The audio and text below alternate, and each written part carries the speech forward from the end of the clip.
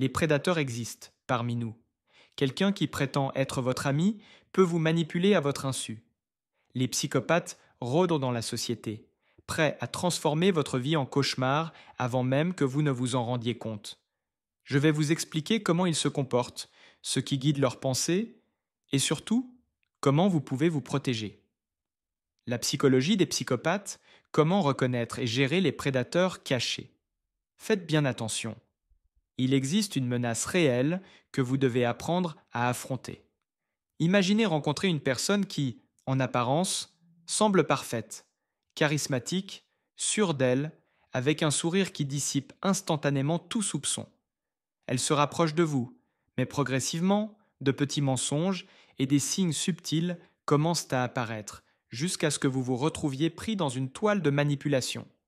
Ce que vous ne réalisez peut-être pas, c'est que cette personne est totalement dépourvue d'empathie et de remords. Vous n'étiez qu'un outil dans son jeu. Les psychopathes excellent à cacher leur véritable nature. Comme le souligne Robert Hare, tous ne sont pas des tueurs en série. Beaucoup vivent parmi nous, contrôlant et manipulant habilement leur entourage.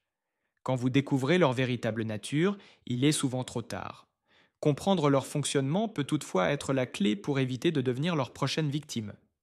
Les psychopathes sont des prédateurs sociaux. Ils mentent, manipulent, coercisent et parfois même ôtent des vies sans le moindre sentiment de culpabilité. Selon Robert Hare, une autorité majeure sur le sujet, environ 1% de la population pourrait être psychopathe, tandis que la psychologue Martha Stout estime que ce chiffre pourrait atteindre 4%. Ils sont plus fréquents que vous ne le pensez, se trouvant dans les bureaux d'entreprise, la politique et d'autres postes d'influence. Dans cette analyse, nous explorerons l'esprit d'un psychopathe. Connaître leur comportement est le moyen le plus efficace pour nous protéger, ainsi que protéger ceux qui nous sont chers des dommages qu'ils peuvent infliger. Contrairement à d'autres troubles psychologiques, la psychopathie est relativement peu étudiée, bien qu'elle soit responsable de bien plus de chaos social et de souffrance humaine que de nombreux autres troubles réunis, comme le note Robert Hare dans Without Conscience. Les psychopathes vivent tout autour de nous, et il y a de fortes chances que vous ayez déjà rencontré l'un d'eux dans une situation désagréable. Des noms comme Ted Bundy ou Charles Manson peuvent venir à l'esprit, mais ce sont des cas extrêmes. La plupart des psychopathes ne commettent pas de crimes violents flagrants. Ils préfèrent des méthodes plus subtiles et moins évidentes de manipulation, de tromperie et d'abus. Beaucoup exploitent des membres de leur famille, détournent de l'argent, mentent compulsivement ou utilisent les gens pour servir leurs propres intérêts. Le tout, sans jamais être découvert ou puni.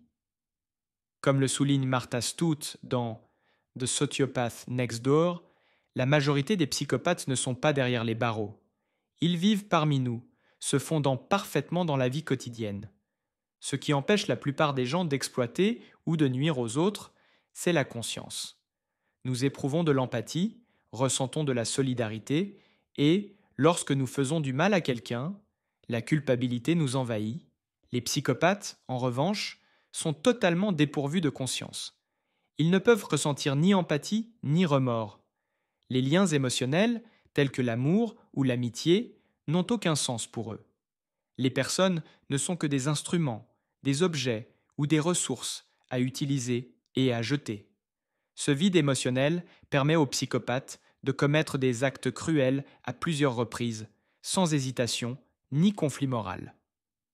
Jared souligne que même les professionnels aguerris, habitués aux situations difficiles, trouvent troublant de constater le détachement glacial avec lequel un psychopathe décrit des événements horribles, comme s'il partageait quelque chose de trivial ou banal. Pour eux, la douleur et la souffrance des autres n'ont aucune importance. L'existence d'un psychopathe est dominée par une quête constante de plaisir et de stimulation. Beaucoup s'adonnent à l'alcool, aux drogues, au sexe ou à des comportements à risque. Pourtant, ce qui les captive vraiment, c'est le pouvoir. Peu importe qu'ils soient criminels, cadres d'entreprise ou politiciens, leur esprit est obsédé par le contrôle et la manipulation de ceux qui les entourent. En apprenant à comprendre le fonctionnement de ces prédateurs, nous devenons mieux préparés à les repérer et, surtout, à nous protéger. Explorons maintenant le charme hypnotique et l'influence manipulatrice des psychopathes. Martha Stout souligne que pour eux, tout est un jeu de contrôle. Les enjeux peuvent aller de quelque chose d'aussi trivial qu'un repas gratuit à quelque chose d'aussi important que dominer une situation, mais l'objectif sous-jacent reste toujours le même, faire en sorte que tout le monde suive leur rythme. Ce concept est étudié dans The Sociopath Next Door. Robert, quant à lui, offre un aperçu glaçant à travers l'histoire d'un psychopathe nommé Gil, dont l'obsession pour l'autorité absolue est profondément troublante. Pour Gill, les individus n'ont de valeur que dans la mesure où ils peuvent être pliés, contraints ou manipulés pour satisfaire ses désirs. Il scrute constamment son environnement, calculant les opportunités d'exploiter aussi bien les personnes que les situations. Bien que ce comportement puisse sembler être un trouble mental grave pour la plupart d'entre nous, les psychopathes ne se perçoivent pas comme malades. Certains considèrent même leur condition comme une bénédiction. L'incapacité à créer des liens émotionnels ou à ressentir de l'empathie et de la culpabilité leur confère un avantage unique dans un monde qui, à leurs yeux, fonctionne selon le principe « chacun pour soi ». Un exemple frappant est Ted Bundy, qui qualifiait la culpabilité de mécanisme de contrôle social nuisible, n'apportant que des obstacles. Il n'est donc pas surprenant que les tentatives de réhabilitation des psychopathes soient notoirement inefficaces. Robert souligne que de nombreux experts s'accordent à dire que toute discussion sur le traitement de la psychopathie dans les livres devrait rester aussi brève que possible, car rien ne fonctionne de manière fiable. De plus, les psychopathes sont d'excellents acteurs. Ils dissimulent leurs instincts prédateurs derrière ce que les psychiatres appellent le masque de la santé mentale. En surface, ils peuvent sembler parfaitement normaux, souvent plus charmants et sûrs d'eux que la personne moyenne. Ce déguisement fait partie intégrante de leur stratégie. Daniel Jones, dans son article Snake in the Grass, propose une analogie fascinante en décrivant une araignée australienne qui imite le comportement d'autres araignées pour infiltrer leur colonie. L'araignée se nourrit progressivement et méthodiquement, se sustentant sans être détectée. Les psychopathes sociaux suivent un principe similaire dans leurs interactions humaines. Beaucoup sont charismatiques, magnétiques et dégagent une grande assurance. Une partie de leur charme vient du fait qu'ils ressentent beaucoup moins la peur, le stress et l'anxiété que la plupart des gens. Ils possèdent également un talent troublant pour inventer des récits sur leur passé et leur réussite, manipulant les autres avec des mots et des gestes de manière presque hypnotique. Beaucoup de personnes ayant croisé la route de psychopathes rapportent qu'elles ont été irrésistiblement attirées par l'individu le plus captivant qu'elles aient jamais rencontré, ou qu'elles ont ressenti une connexion immédiate, comme si elles connaissaient ce manipulateur depuis des années. Voilà l'essence de leur jeu. Un jeu que la plupart des gens ne reconnaissent que lorsqu'il est déjà bien trop tard. Martha Stout, dans The Sociopath Next Door, souligne une observation importante. Même si les psychopathes tentent de paraître normaux, des fissures apparaissent dans leur masque de santé mentale. L'une des plus évidentes est leur ego démesuré. Comme l'explique Robert Hare, ils ont une vision d'eux-mêmes extrêmement gonflée et presque caricaturale. Ils sont très égocentriques, se considèrent comme le centre de l'univers et agissent comme si les règles du monde ne s'appliquaient pas à eux.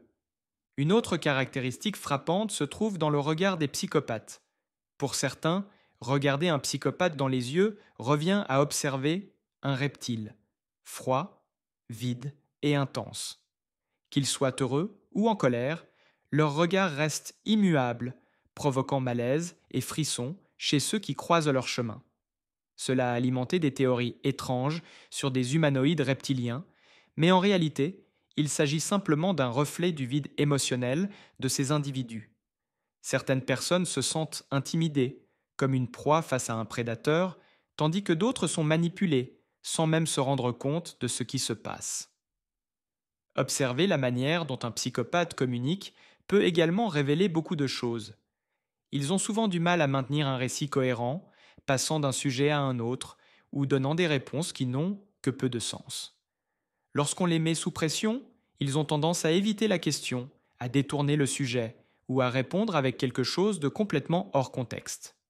Robert Hare aborde cette caractéristique dans Without Conscience, soulignant à quel point il peut être frustrant d'obtenir des informations directes d'un psychopathe.